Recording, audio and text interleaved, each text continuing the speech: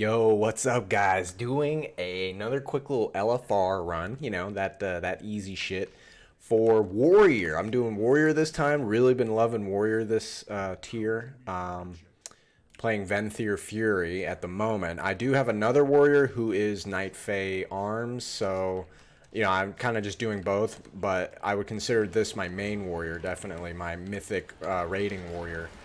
And I've just really been enjoying Condemn, though. Condemn is just really fun. Obviously, for the opener, like it works.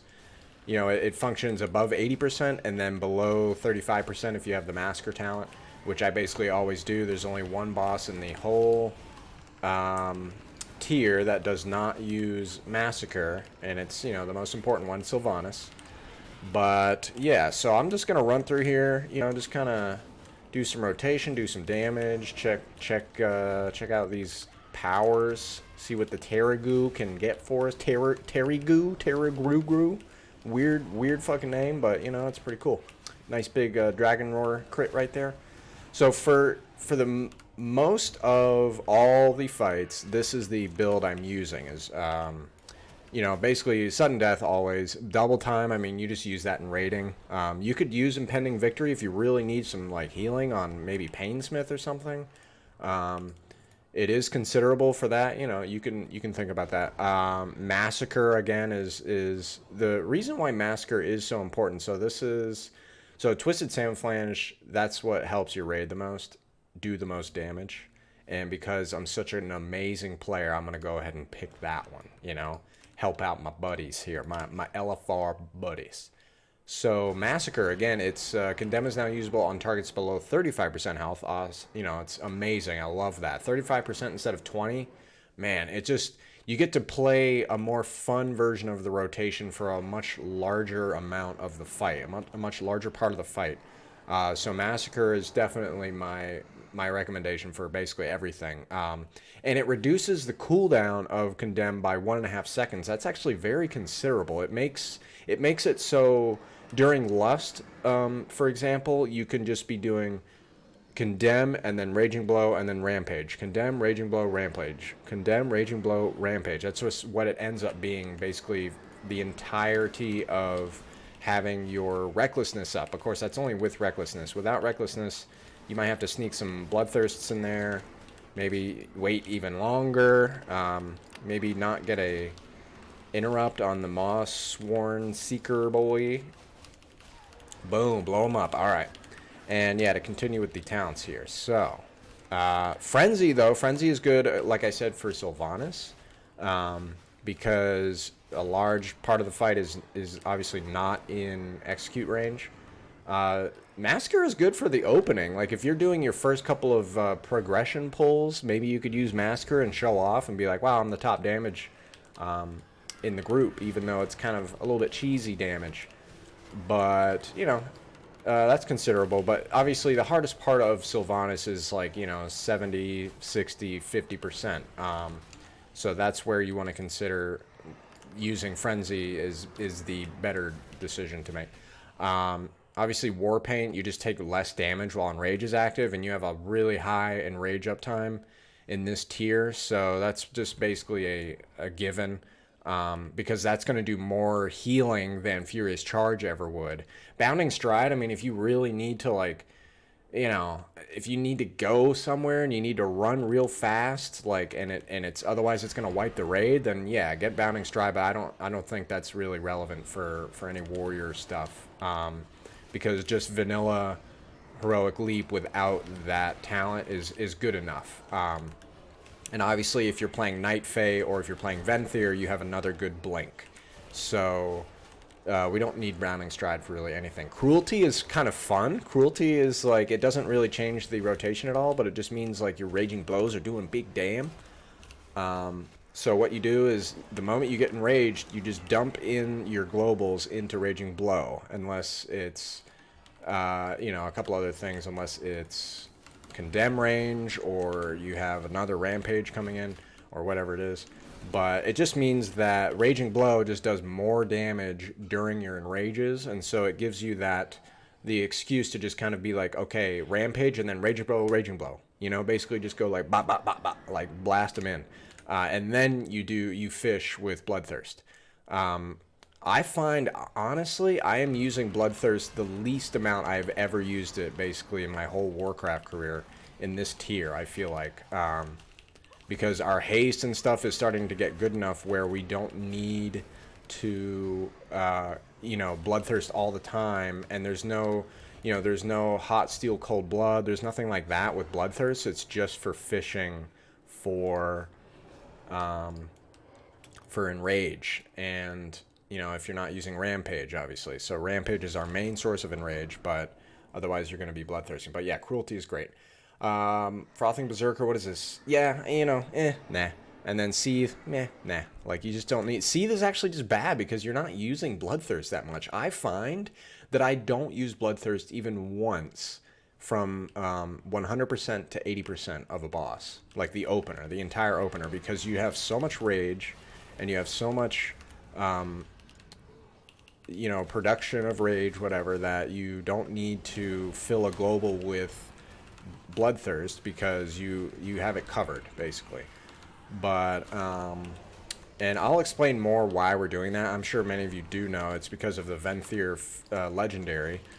But just to finish out the talents here, the only one that you're going to be changing sometimes is Bladestorm and Dragonroar. Bladestorm is still really good with this legendary, the Signet. You know, activating Bladestorm gives you one of the other two, and then Recklessness gives you one of the other two. So you can really get some good, like, cleave AoE with those, and that can help with some of the fights where you maybe need cleave. A lot of times you don't need cleave, it's maybe just pad damage, and I personally am just not a big fan of pad damage. Like, I'll do it for fun, like in a pug, like in LFR or some shit, obviously, like, who cares? But if it's like a progression fight in Mythic, I will definitely be one of the first players in our raid to just drop my pad damage, like my extra just random, like, I don't need Bladestorm for this because we have like 2 monks and a ret and 2 DKs, like they're all going to be padding anyway. Like, I don't need to be dumping, you know, losing a little bit. Ooh, Blade of the Life Taker. This is a great one. Underrated. Does a lot of damage. But yeah, Bladestorm, I mean, it's good when you need AoE, but if you don't need AoE, stick with Dragonroar because the bosses in this raid have their own health pool and they need to die. The boss needs to die, and that's what Dragonroar is for. It kills single target bosses. On Soul Render, on well, you know, Ner'zhul, I mean, a lot of the bosses actually have a lot of ads to hit, of course. The Eye, you know, fuck, I could just list them all. So the 9, obviously, so the 9 is one of the ones where you can consider taking Bladestorm because it actually does help. I did not use Bladestorm on our Mythic kill. I just used Dragonroar because of the third sort of phase, well, the second phase you could say, but the third boss. When the third boss comes down in the 9 and that's the only one you're hitting for, like, what is it, like at least 60-70% of the whole fight is just that single boss. And that's where Dragonroar is important because that's kind of where the fight gets hard. Like, nobody should have died yet, and so on the third boss, though, you know, you start getting some shitty overlaps, you start getting some crazy stuff, so you want to have the maximum single target for that. Remnant, again, I mean, Remnant is just not enough. I mean, it's just not enough AoE to really say that we need Bladestorm in terms of a, you know, everyone doing their perfect sort of job. Soul Render, now Soul Render does have a lot of AoE, and maybe you need it. You do want those ads to die, but if you have Death Knights gripping them in, you don't really need that much damage, it ends up. So, but again, that is a great pad. It's a great pad boss. So if you want, you know, just like go ahead and pad, do a lot of extra damage with Bladestorm that isn't really needed, but maybe is fun. You know, I'm definitely not going to tell you not to pad on fights like that because, like, it's a lot of damage, and it is relevant damage. You need dead ads. You definitely don't need them alive. But, you know, at the same time, there's other classes that have built-in cleave that's part of their spec that are going to be doing it anyway, and that usually covers it. Painsmith is completely single target. He's pretty sweet. In Mythic, there are ads. That's another consideration. I mean, you might need help there, but you probably won't. You probably don't need a lot of ad help. By the way, 10 of Towers, if you're reading this, if you die, it stuns everyone around you for 10 seconds. So that's kind of a troll power. I recommend never getting that. Or if you do, don't ever die. Or else be laughed out of existence. Finally, let's see. Fate Scribe does have some ads, so there is consideration on Fate Scribe.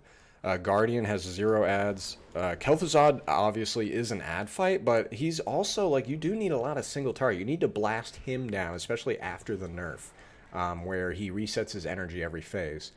So that's a good one to, you can kind of choose, but it's usually just go for that Dragon Roar. And then Sylvanas also has a lot of ads. It's, you know, you could really argue that Bladestorm is just better for it because some of those hard, it's actually a difficult part of the fight are the platform hopping, and that's where you just need a lot of ad damage and just, you want them dead. Like, you just want to be safe and you want to have a lot of damage for that phase. And if you think that your group is doing well on single target for the rest of the fight, Bladestorm is a pretty good consideration for Sylvanas. I can't click this stupid... Hold on, I'm just going to wait for him to move. I'm fucking up my... I like having stones. Okay, I got some stones. Alright, now, let's open. So I do have the Fusion Amplification Trinket, and I'm just going to use that on pull. It doesn't really change too much, like if you're using it during Recklessness or doing anything. The main thing is to always definitely use it during Lust. You want to use that Fusion Amplification. I'll show you what I mean. This one right here, it's from Guardian. The on-hit thing. So, and I'm going to stand in this and use my cooldown to stay alive. But we are just doing this and that, and then bonk, boink. So there's your Condemn, your Raging Blow, your Rampage. Condemn, Raging Blow, Rampage. Condemn, Raging Blow, Rampage. And that's really just how it goes. And now he's at 79%, so now we switch and we go to Bloodthirst. Maybe a little Whirlwind. Maybe a Bloodthirst. Maybe a Raging Blow. Raging Blow. Oh, that was too many. I should have gone for Rampage first there, but that's okay. I'm not really paying hard attention to my rotation right now, but I can do it blindfolded. And that's something I do want to talk about, is especially with the recent World First race and just a lot of people getting kind of into WoW this tier. I feel like this is a good kind of rating tier. It's kind of been enjoyable for this, for a lot of this stuff. And one of the things to remember to being a, at least being a good, looks like I'm tanking. Okay, nice. So I'm likely to die here in a moment? No. Okay, maybe not. But one of the things to really consider is if you can't do your rotation basically blindfolded, in terms of just remembering where the buttons are and kind of like using maybe audio cues and be like, okay, I should be maybe, okay, and then like just being able to like think about it without looking and like having to study, like you should be at that point if you want to be like a good DPS player, because being able to just ignore your rotation and instead focus on mechanics and movement, that makes it really much better. Like, you should only be checking your rotation every, honestly, like 2 or 3 seconds you should be able to go before you have to make like a real decision. Especially with Fury Warrior, there's some specs that require decision making like every second. Arms is a little bit like that, you know. With Arms it's like, oh, should I slam here or maybe not, should I wait a second? Like, you have to really be checking almost every second just about. So a spec like that, it does require you to be looking and kind of looking and going like, okay, rotation, okay, move, okay, rotation, that guy has fear on him, okay, and then rotation. But with Fury, I'm able to spend a lot more time looking at the fight and looking around and looking at mechanics. And for me personally, it's just, it allows me to be just a better raider. And it's the same with Marksmanship Hunter, of course. With Marksmanship Hunter, some of the other videos I've made on this channel, marksmanship has been like a big part of it. Again, I'm not really playing seriously here. This boss is obviously kind of a meme boss, especially on LFR. but just kind of talking through stuff here. And so now we are in 35%. Now, I didn't have recklessness up for that 35%. That's something to really consider, is you want to try to just have recklessness ready right when the boss is hitting 35%. Now, that doesn't really mean you should be, just holding it for almost an entire extra usage, because basically when you do get to 35%, you are going to have almost complete uptime, almost 100% uptime when you're reaching certain haste levels, and then almost beyond, you're going to have over 100% uptime. As in, you see right here, I still have recklessness up and I cast a new one. So that's what's going to happen most of the time if you have the cooldown reduction talent, which is, anger management. And I'm using anger management for everything. There are some considerations, some sims for using Reckless Abandon if it's like a really short burst fight where you're just not going to have time to really get another reset on your recklessness or something like that. And then Siegebreaker, I mean, I don't know, maybe it's useful. I have no idea. I haven't used Siegebreaker in a while. To be honest, I don't want to add another keybind. I hate adding keybinds because, like I was saying, I know my rotation. I've memorized it, and then adding a keybind really sucks. And if it does more damage, I'll do it. But man, I sometimes it just really does not do me well. I do not have the Unholy Helm, so here's my sweet ass Mythic Plus helm. It's 236. It's Haste Mastery. It's pretty sweet, but can't wait to get rid of that shit. And then here's the big boy. So the Pendant of the Sinful, the Condemn extends the duration of recklessness by 2 seconds. That's the source of our power this tier.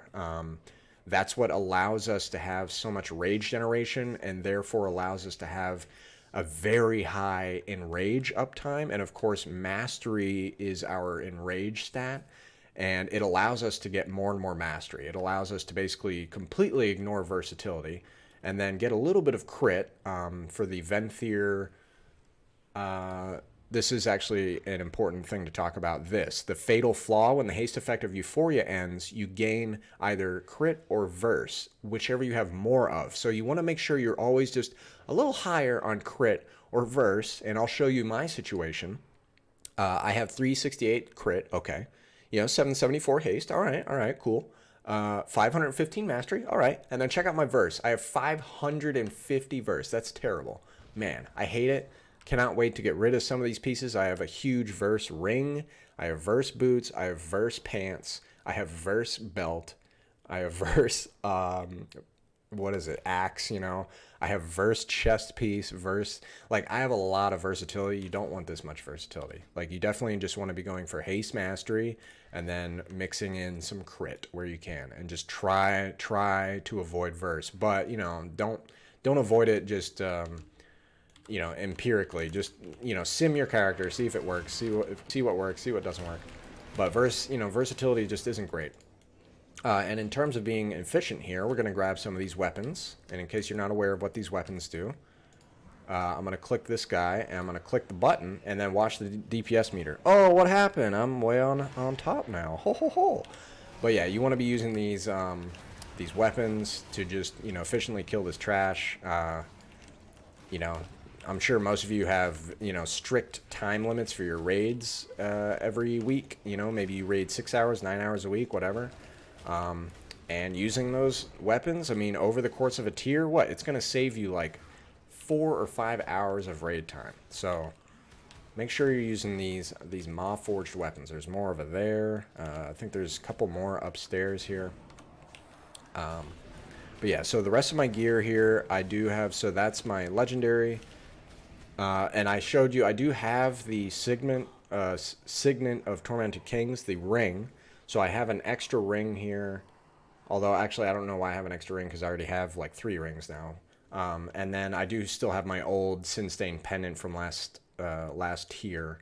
I haven't gotten a new necklace, but I mean, I'm not going to take a necklace right now for progression, because I don't need one. If I get one from a Mythic Plus or something, it'll be cool, but I'm not going to take one from my box. I'm not going to take one from raid, from someone else if they need it.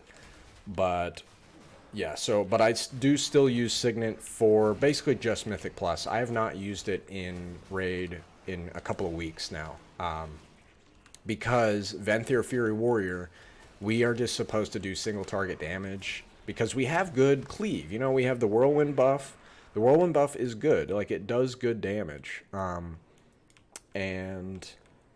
is that it? Well, I mean, obviously Dragon Roar does hit multiple targets. It does slightly less damage as you hit more targets, but it's, you know, it's still pretty decent. I'm probably going to die here. Let's see. Am I going to die? Am I going to die? Am I going to die?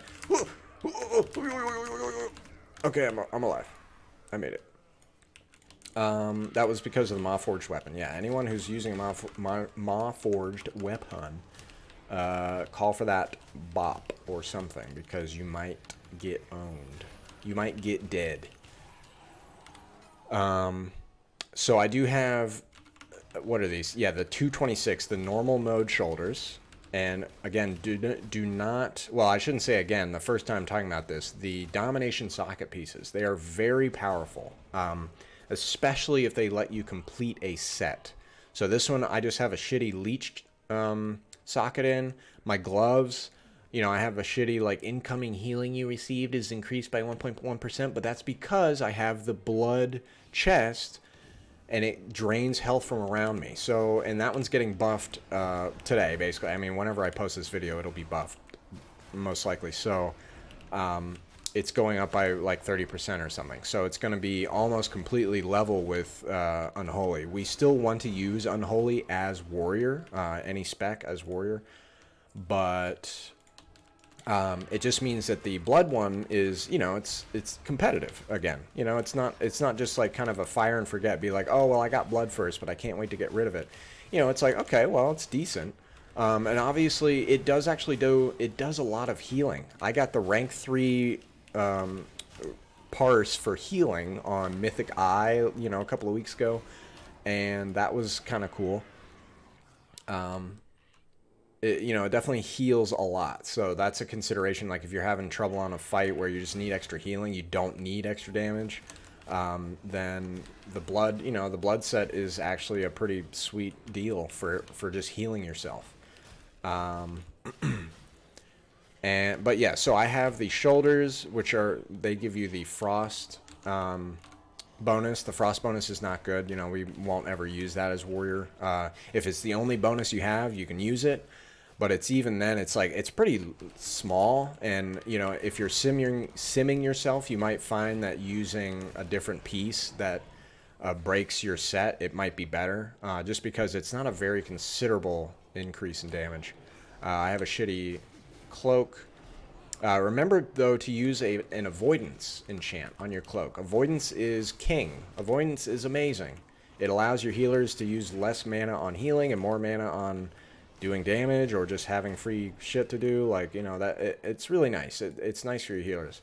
I want to show you really quick. If you have Door of Shadows, you can Door of Shadows across. Yeah, and then, well, they did it already, but you can Door of Shadows across and pull this trash, so you don't have to use the chain. That's just a little tiny thing. I'm going to use my trinket here. It probably won't be up for the boss, so that was maybe a mistake. Ba, ba, ba, ba, ba, ba, ba. I really haven't been playing the game at all right now. I've just been speaking and talking. Love Warrior. The Warrior is so fun this tier. I don't even have the fun toys yet. I don't have my Unholy set or my Jathis. We haven't even talked about Jathis. But Jathis is, it's just a big DPS upgrade sword from Kel'Thuzad. But it's just fun, you know, it's just kind of cool. It's like a little effect, and then, like, it, you know, it does stuff. Like, it's not just a stat stick. I mean, it basically is, you know, it just gives you stats and you do more damage. But it's fun, you know, it has an effect, and I'll show you that in a second. I do have the Mythic Eye Bracers. These are pretty sweet, you know, they have a domination socket, so make full use of those. I do have my other domination socket gloves, and I am aiming for more crit, of course. There are 2 gloves in this tier. There's Haste Verse, and then there's Crit Mastery, and I'm aiming for the Crit Mastery ones because I really just want to avoid versatility. But we'll see how my gear ends up being, and then how the BIS gear ends up being. But anyway, I do have this. It's a 252, you know, from my box. Pretty sweet. But it has verse on it. I hate verse. Ugh. These have avoidance. Nice. I upgraded these. I got these the first week of the season. But they have fucking verse.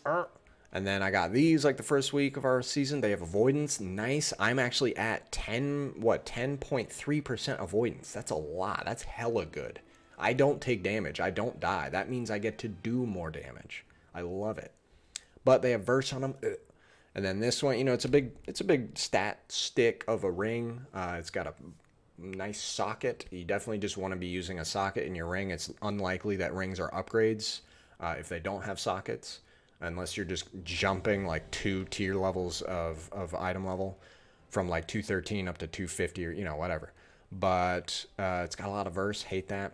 This one's, you know, it's all right. Crit haste. Crit haste is good. It's got a socket. So Old Warrior's Soul, this is a fun trinket. While you're in combat, every 20 seconds, you get, what is it? And you see it procs immediately there. So I have 1 stack, and you probably have already been noticing this. I forgot to do my opening here. I'm just not paying attention to my rotation at all. Maybe for the last boss, I'll just like completely like zone in on it. But yeah, so those trinkets are good. But this trinket is really fun because it just slowly gives you like increased haste. So like as you get, what is it, 25? So that's a minute and a half, a little over a minute and a half, a minute and 40 seconds. You can, you know, just get more haste. Now, quickly, I want to show you can Door of Shadows, boink. So you can Door of Shadows that. You can blink.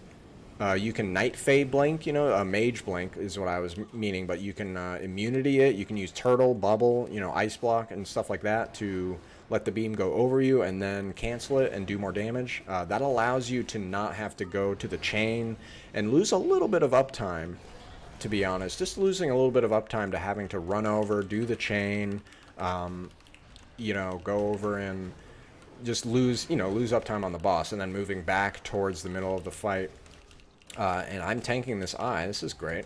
Okay, I'm just going to move it. So this is kind of how you would tank it, is you would actually take it a little bit away from there. But you want to put it like kind of here. Okay, finally the tank is here.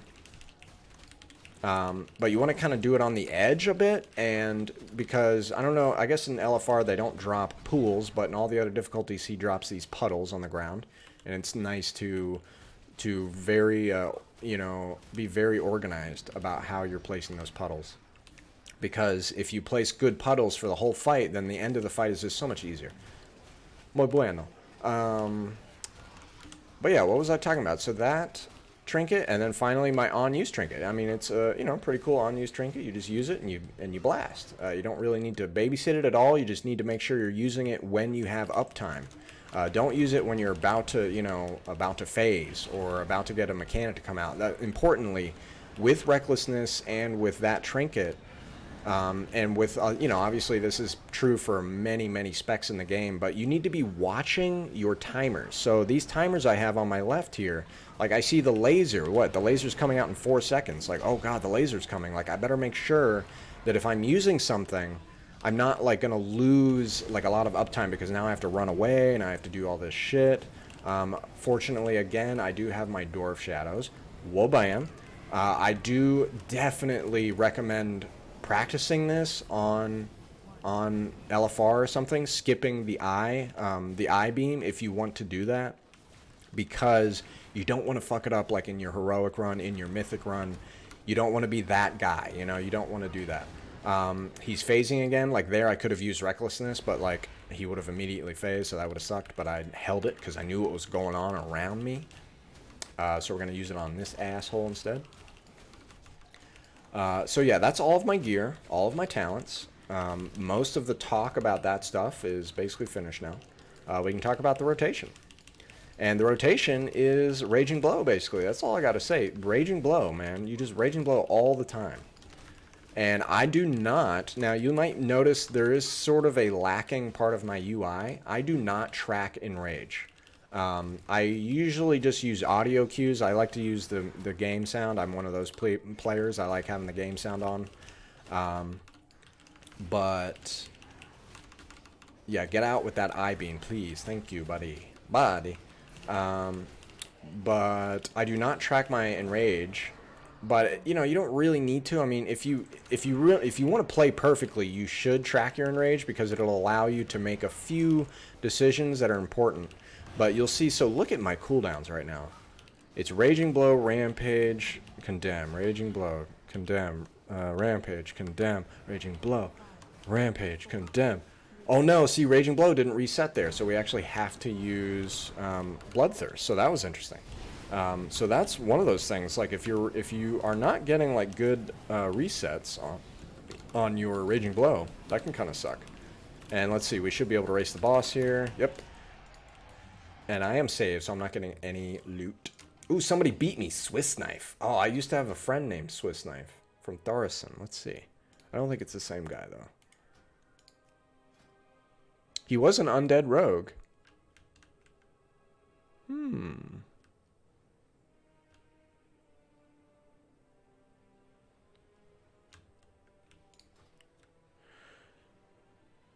I should ask him.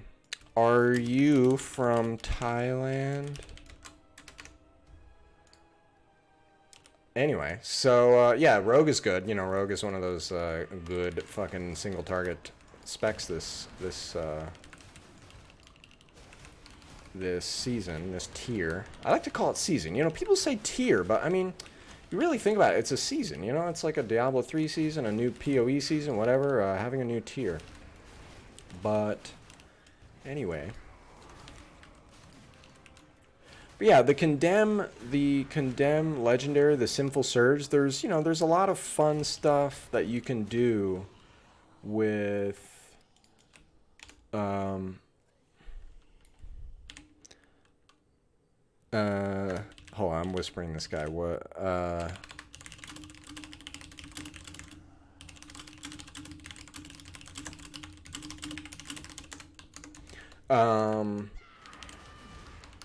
But Condemn with that, it means, you know, you can be, if you're target swapping and like, you know, being like, oh, that guy, 35, bah, you know, let me get 2 more seconds on my shit. Oh, that guy, 35, bah, let me get 2 more seconds on my shit. Or when a new ad spawns, of course, when a new ad spawns, getting the 80%, you know, the over 80%, it's like, bah, let me get 2 more seconds.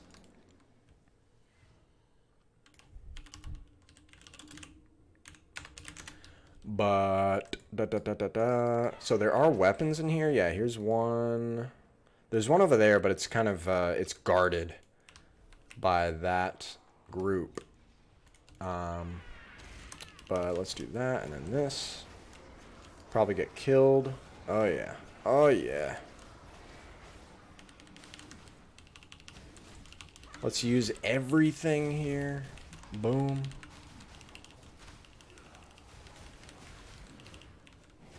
But yeah, with Warrior, if it's a 2-target fight, you definitely want to be spreading your cleave with Whirlwind for every 2, you know? So you want to do hit, and then cleave. Hit, and then Whirlwind. Hit, Whirlwind. You know, hit, Whirlwind. You know, even if you're kind of, you know, maybe slowing down your rotation a little bit, it's definitely just higher damage. Unless, of course... it's very unimportant damage that you're doing. That is a consideration. Like I was saying earlier, if you're just padding, like padding is fun, you know, it's cool. But in terms of killing bosses and getting the loot, the fat loot, so that you can go and do like fun, stupid shit in pad, like that's where it's at, okay? And so doing the intelligent, good damage on fights in order to defeat the boss, that's like kind of the shit, I think. But, you know, it's up to you, however much you want to pad. But with Whirlwinding, it is definitely always just an overall DPS increase to just always be spreading your attacks with Whirlwind. So never missing a Whirlwind buff. And I do track Whirlwind down here because that's really important because you can kind of be like, wait, am I at 1 or am I at 2? Or is it like 0? But, so that's kind of nice. My preferred way of tracking buffs. Like I said, I don't track Enrage, but maybe I should. I don't know. Maybe if I want to be like a sick, nasty, awesome player, I'll start tracking Enrage.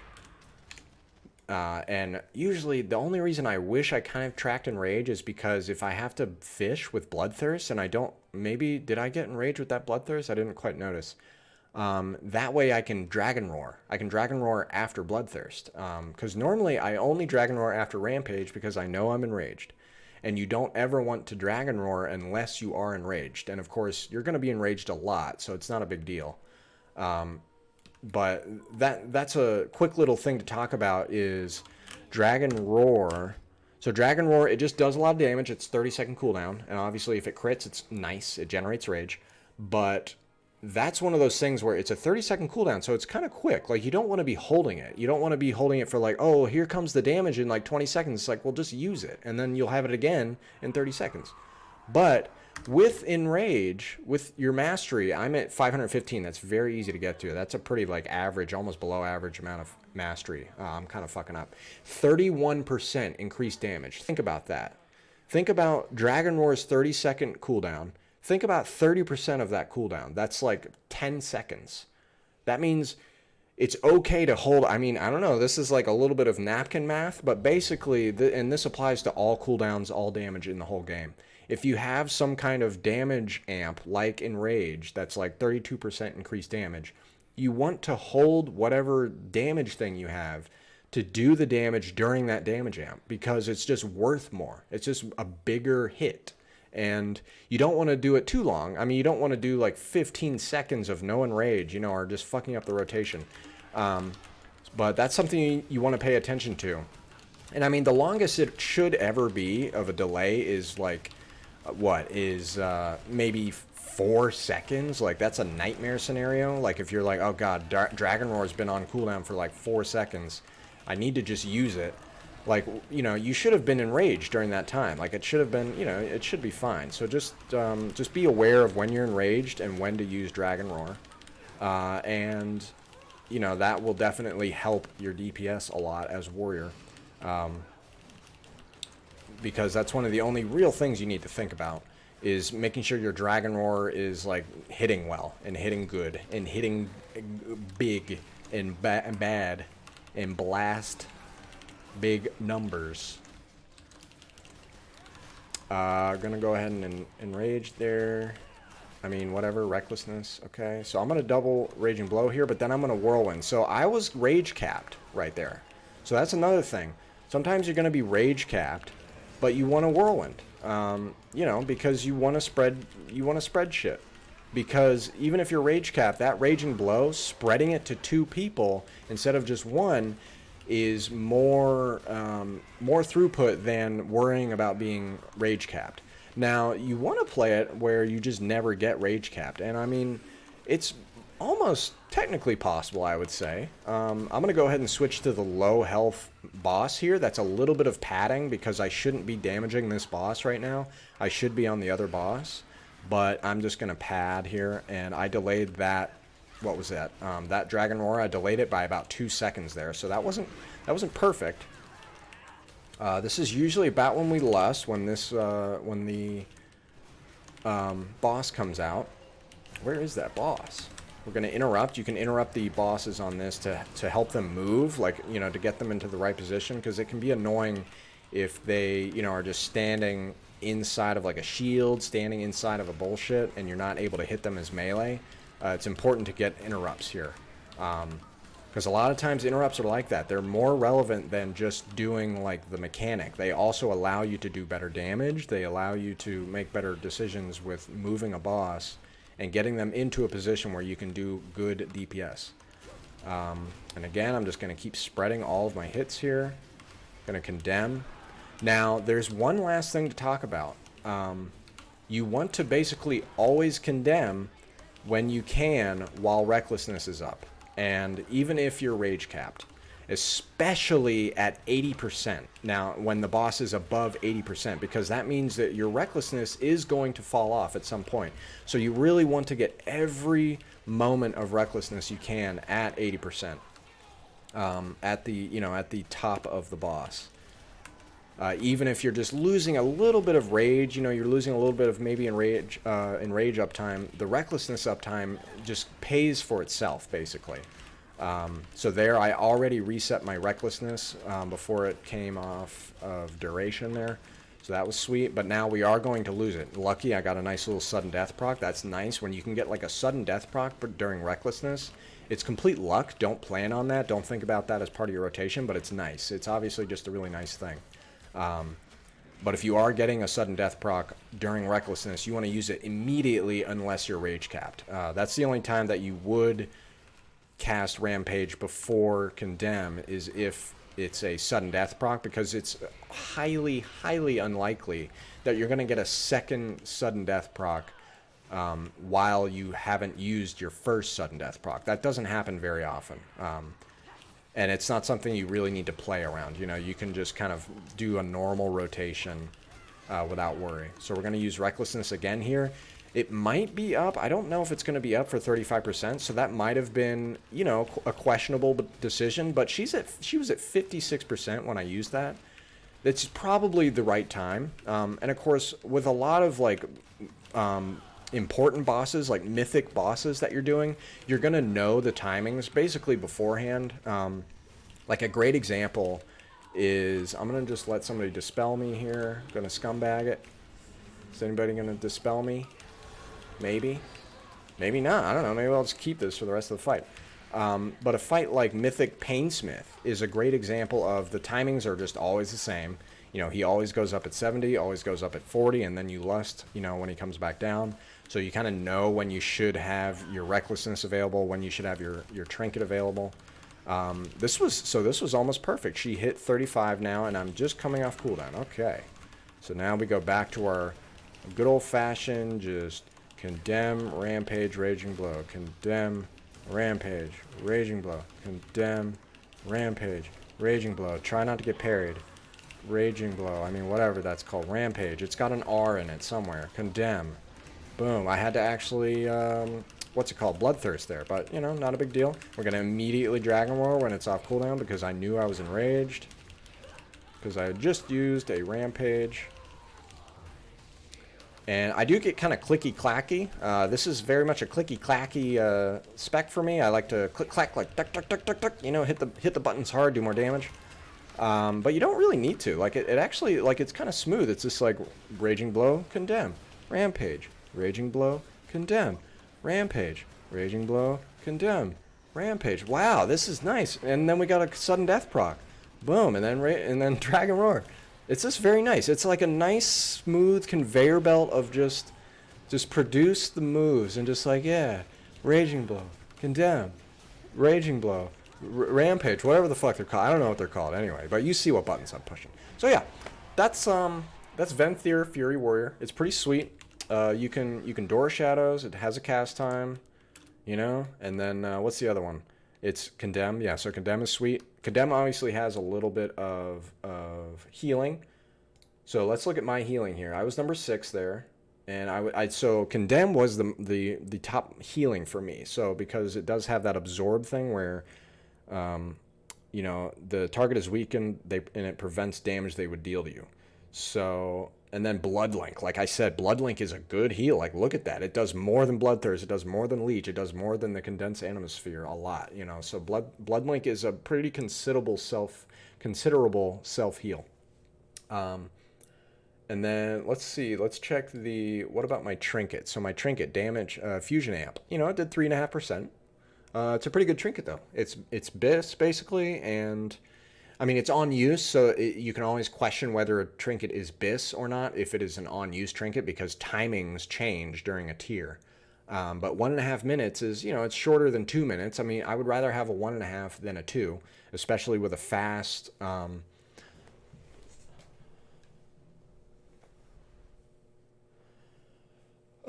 yeah, but...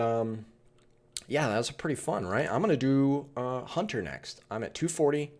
I just need my Jathus. Oh, yeah, let me just talk about Jathus really quick. I just forgot to talk about this. So let's go to Jathus, and we'll do Heroic. So Jathus, this is the one. You consume a lesser weapon, and you destroy it to feed the power of Jathus.